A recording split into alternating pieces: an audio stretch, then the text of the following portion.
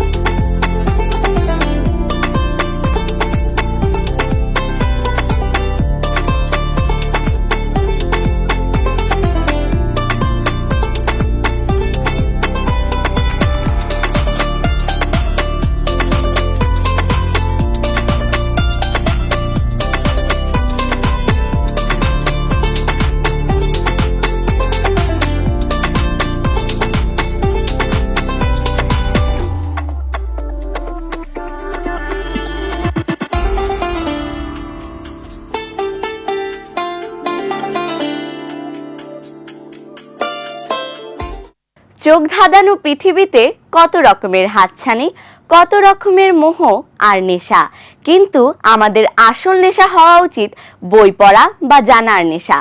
এবারে আবৃত্তি, কবিতার নাম নেশা। আবৃত্তি করছি নেশা, লিখেছেন মোফাজ্জল করিম। পাবজান, আশা করি কুশলেই আছেন। পর সমাচার এই যে, সেদিন আপনি যে কাণ্ডটি করিলেন, তার জন্য এই পত্রটি না লিখিয়া পারিতেছি না। দেখিতেছি যতই আপনার বয়স বাড়িতেছে, ততই আপনার কাণ্ডজ্ঞান একেবারেই লোপ পাইতেছে। আপনি কি করিয়া সেদিন আমার ড্রয়িং রুমে অর্থাৎ বৈঠকখানায় বিমক্কা ঢুকিয়া পড়িলেন বুঝিলাম না। সারা গায়ে ঘামের গন্ধ, ময়লা তেল চিপচিপে পাঞ্জাবি, পগুলি ছেঁড়া ছাতা, মাথায় চিতি পড়া কিস্তি টুপি, হাতে মাটির হাড়ি, দুপার চামড়ার কুচকুচে কালো রং, রাস্তার সব ধুলি মাখাইয়া পা দুটিকে মনে হইতেছিল চুন কাম করাইয়াছেন। কি লজ্জা! আপনার ওই মূর্তি দেখিয়া আমার বন্ধুগণ এবং তাদের সুন্দরী স্ত্রীরা বজ্রহতির মতো তাকাইয়া রহিল, যেন তারা চাক্ষুষ ভূত দেখিতেছে। আর আমার অবস্থাটা একবার ভাবিয়া দেখুন, মান সম্মান মর্যাদা সব জাহান্নামে গেল। তাও যদি আপনি দয়া করিয়া একটু চুপ থাকিতেন তবু একটা কথা ছিল, কিন্তু তা না, আপনার আবার আহ্লাদে মুখ দিয়া কথার ফোয়ারা ছুটিতে লাগিল। বাবা কেমন আছিস? বৌমা কোথায়?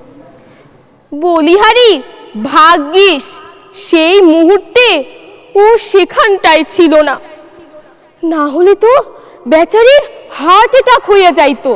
সে তো আবার হঠাৎ কোনো খারাপ দৃশ্য মোটেও সহ্য করিতে পারে না। বড় কোমল হৃদয়ের মানুষ কি না। বাপজান, আমি তোমাকে সাবধান করিয়া দিতাছি, আর যাই করো আমাকে এভাবে ডুবাইও না। টাকা পয়সা লাগিলে চিঠি দিও, পারিলে পাঠাইব। আর অত টাকা পয়সা যে কেন লাগে তোমাদের তাও বুঝি না। তোমাদের আবার অত খরচ কিসে? ক্লাবে যাও না, পার্টি দাও না, ইসবগুল আর চিরতার পানি ছাড়া তো আর কোনো নেশাও করো না। এইটুকু পড়িয়া দরিদ্র স্কুল মাস্টার পিতা আনমনে বলিয়া উঠিলেন, নেশা একটা আছে, বড় পুরনো নেশা, কিছুতেই ছাড়তে পারি না সেই নেশা। তোর জন্মের পর থেকে সারাক্ষণ তোকে দেখার নেশা, কিছুতেই ছাড়তে পারি না বাপ, কিছুতেই ছাড়তে পারি না। ধন্যবাদ। হু হু করে বইছে বাতাস, আকাশে জমেছে মেঘ, ঝড় এলো বুঝি, ভয়ঙ্কর তার গতিবেগ। তবে ভয়ের কিছু নেই, এমন মেঘলা দিনে সাহস নিয়ে তৈরি থাকো, কষে হাল ধরে পাল উড়িয়ে চলো সামনের দিকে। এবারে গান শুনবো। আমার নাম নায়রা মুর্তজা। খরবায়ু বয়ে বেগে চারিদিক ছায় মেঘে রবীন্দ্রসঙ্গীত পরিবেশন করছি।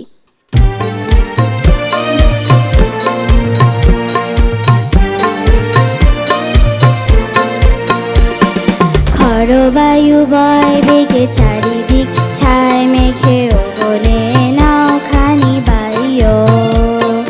খরবায়ু বয় বেগে চারিদিক ছায় মেঘে ওগনে নাও খানি বাইও। তুমি কোষে ধরো হাল, আমি তুলে বাঁধি পাল, তুমি কোষে ধরো হাল, আমি তুলে বাঁধি পাল। হাই মারো মারো টান, হাইও হাইও হাইও। খরবায়ু বয় বেগে চারিদিক ছায় মেঘে ওগনে নাও খানি বাইও।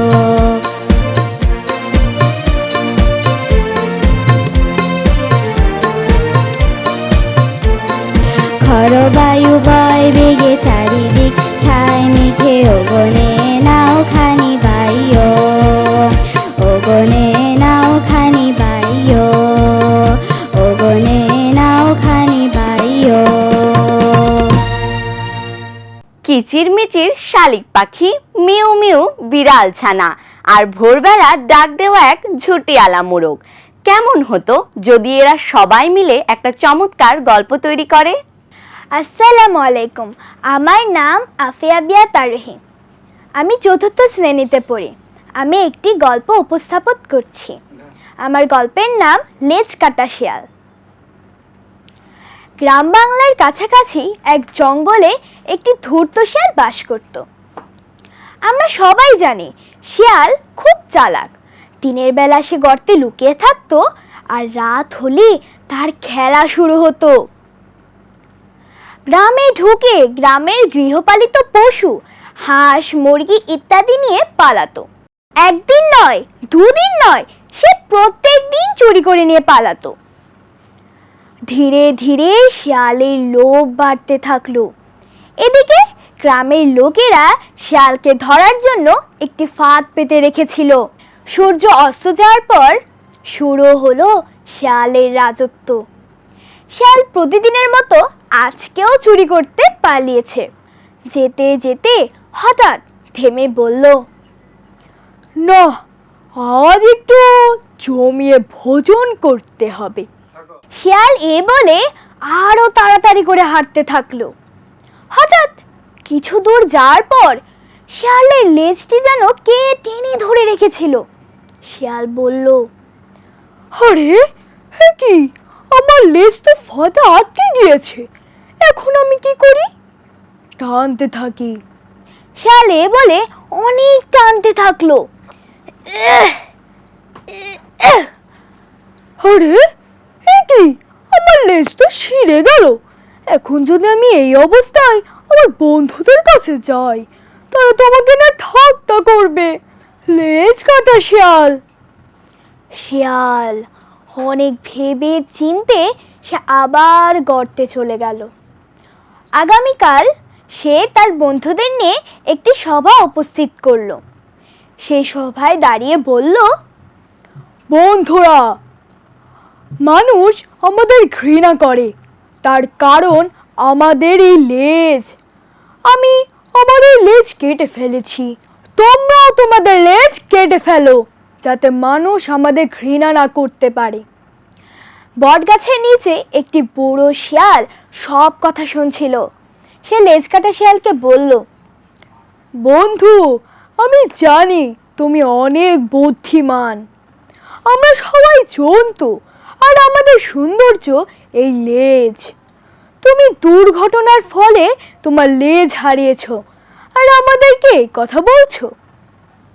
তুমি তোমার কাটা লেজ জুড়ে নাও, না হলে আমরা তোমাদেরকে এখান থেকে বের করে দিব। শিয়াল উদাস মনে চলে গেল। আমরা এই গল্প থেকে এই শিখলাম, অতি চালাকের গলায় দড়ি। নদীর বুকে জোয়ার আসে, দোলা লাগে ধানের খেতে, মিষ্টি বন্ধুরা আসছে ঝুমঝুম নাচের ছন্দে মেতে।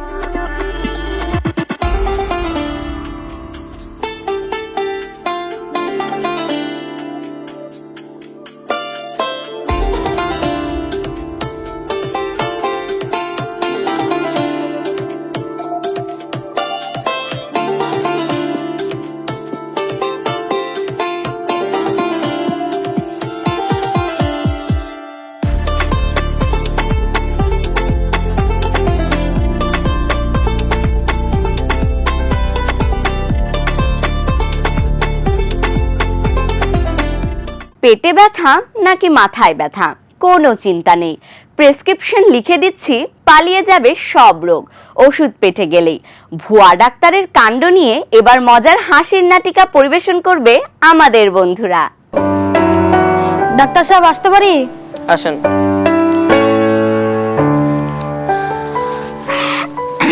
মুরব্বি মুরব্বি, ঠিক করে বসেন। পা নামে বসেন, ঠিক করে বসেন।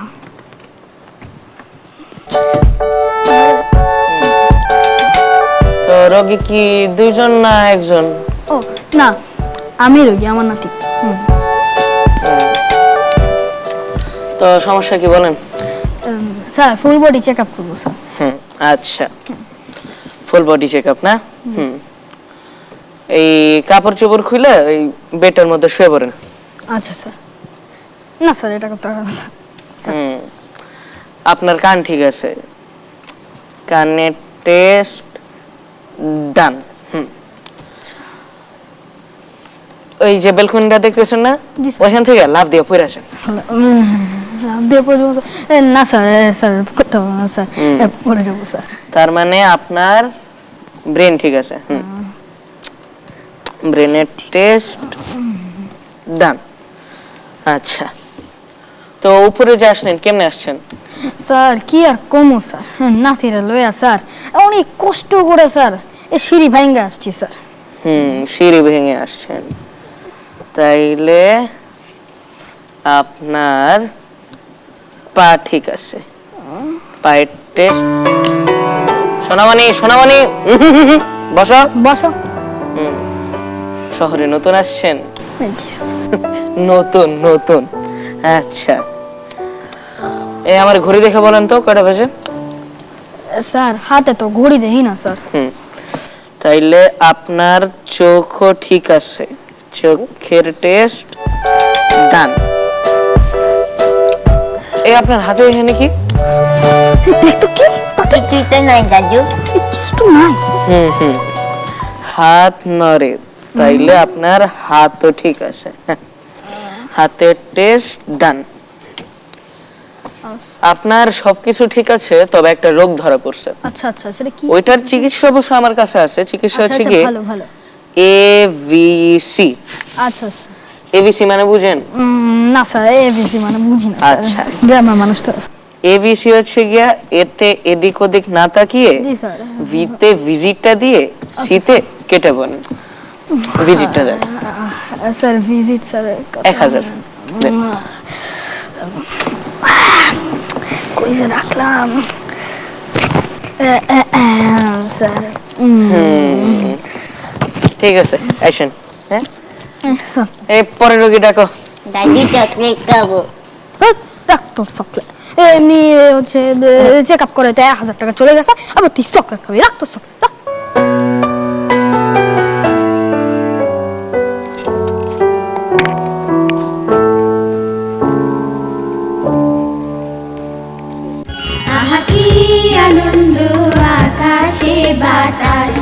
শিউলি ফুলের মাতাল ঘ্রাণ ভরিয়েছে প্রাণ।